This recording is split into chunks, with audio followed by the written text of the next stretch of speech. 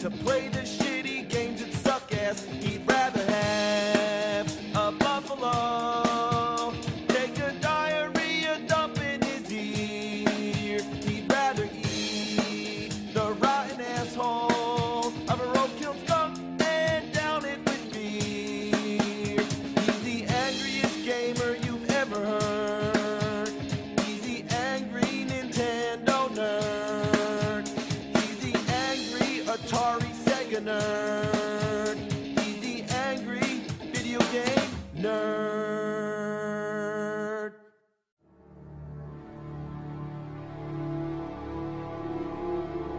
Once upon a time, video games were more than games. They were adventures. I'm talking about the Sword Quest games for the Atari 2600.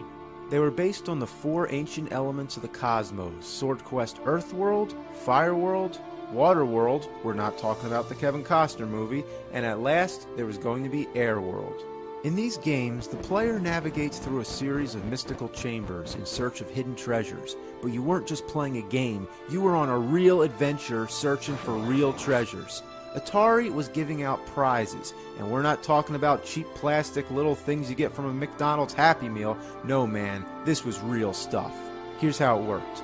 First, you'd have to buy the games, which all came out one at a time. If you became a club member, they'd mail you a t-shirt along with the games as soon as they got released. Not to mention, each game came with a poster and a DC comic book. The games were all about finding clues, so you'd write down all the clues and send them to Atari. Those who found the most would go to Atari headquarters to compete in the finals. Here they'd have custom-made versions of the game, which the players had 90 minutes to finish. Whoever finished first would win the prize. The winner of Earthworld got a talisman made of 18-karat solid gold studded with 12 diamonds and the birthstones of the 12 zodiac signs. The winner of Fireworld got a chalice made of platinum and gold studded with diamonds, rubies, sapphires, pearls, and green jade. The winner of Waterworld would get a crown made of gold decorated with diamonds, rubies, sapphires, and aquamarines. The winner of Airworld would get a Philosopher's Stone, a large piece of white jade encased in an 18-karat gold box adorned with emeralds, rupees, and diamonds. Damn. According to Atari's advertising campaign, these prizes were valued at $25,000 each. But that wasn't all. The 4 winners would come back for one final competition, and the winner of that would win a jewel-encrusted sword with an 18-karat gold handle and a silver blade covered with diamonds, emeralds, sapphires, and rubies. The sword was valued at $50,000. In total, that's $150,000 worth of treasures, and this was in 1982 and 83, so you can balance that out. Not since the medieval times have I heard of a treasure quest of this magnitude.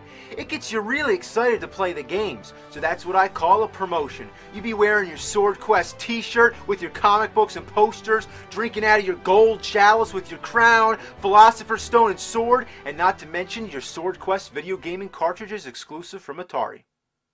Well, too bad the contest is all over, so there's not much point in playing the games today. If you picked up one of these games right now with no instruction manual and no explanation, you wouldn't have any idea what to do. Every time you go to the next room, it sounds like an explosion. That's what's so great about Atari. Something as simple as going through a door is an event. Every room's a different color, and there's no end. It just keeps going and going. If you look at the manual, you'll see that each room represents a sign from the zodiac, and if you keep moving, you'll come around full circle. But there's only so many colors, so it's easy to confuse Aries with Libra or Capricorn with Leo. Each room has a hidden chamber where you find treasures, but sometimes before you get to the treasure, you have to pass through a nuclear waterfall or jump on laser rafts. These kind of games, you gotta use a lot of imagination. When you get to a treasure chamber, you can pick up items or drop them. By putting the right combination of items in a certain room, you'll trigger a clue. Whoa. Now what could that mean? 16:4. The comic book. Page 16, panel 4. I don't see anything. Oh. Wow.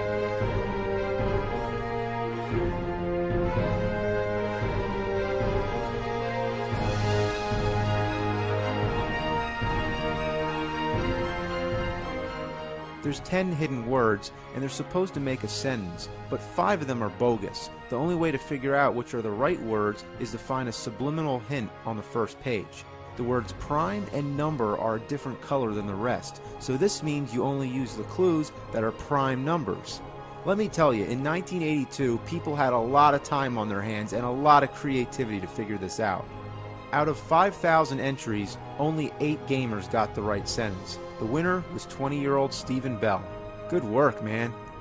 The second game, Fireworld, was basically the same principle, except this time the rooms are laid out to follow the Tree of Life.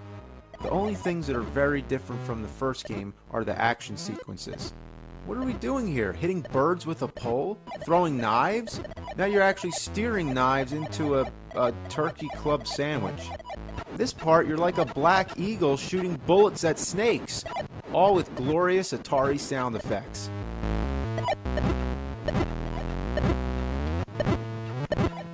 I think this game was a little easier than Earthworld because this time over 50 gamers found all the clues, so Atari had sort of a tiebreaker where they made everyone write down what they liked about the game.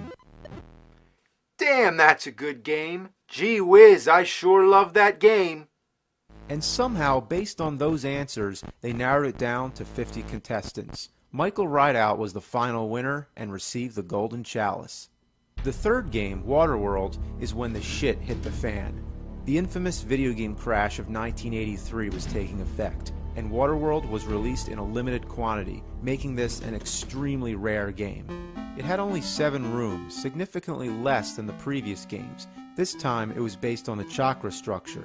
Appropriately, its action scenes all had something to do with water. Either you're trying to swim around sharks, dodge squids, or hop on icebergs. The contest never happened. Atari's financial problems led them to sell the company and pull the plug on the whole thing. The fourth game, Airworld, is just what it is, air. It never got made, though a prototype has been rumored and even hoaxed. It's a very sad end to what could have been the greatest gaming event in history. An adventure series with rooms based off mythology came with comic books, a chance to win real treasures, and then it all vanished. The biggest mystery of all is whatever happened to the remaining treasures. Eyewitness accounts and pictures prove that they all existed because they were on display during the competition. But where are they now? The guy who bought Atari was a guy named Jack Trammell. Some comments online from people in the business have said that they've seen the sword hanging in Trammell's living room. There's no pictures or any hard evidence to support this, but if he does have the sword, it's most likely he has the crown and the Philosopher's Stone as well. Somebody's got to find out. The real sword quest is the quest for that sword and the other treasures. They belong in the hands of gamers who earn them. You know, everybody who put those games in their Ataris had a chance of winning.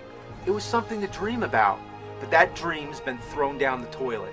It's 30 years later, but I say the contest must go on. Finish the last game. You can't have earth, fire, and water without air. The balance of the cosmos must be restored. The true bearer of that sword must be found. The kingdom of nerdom depends on it.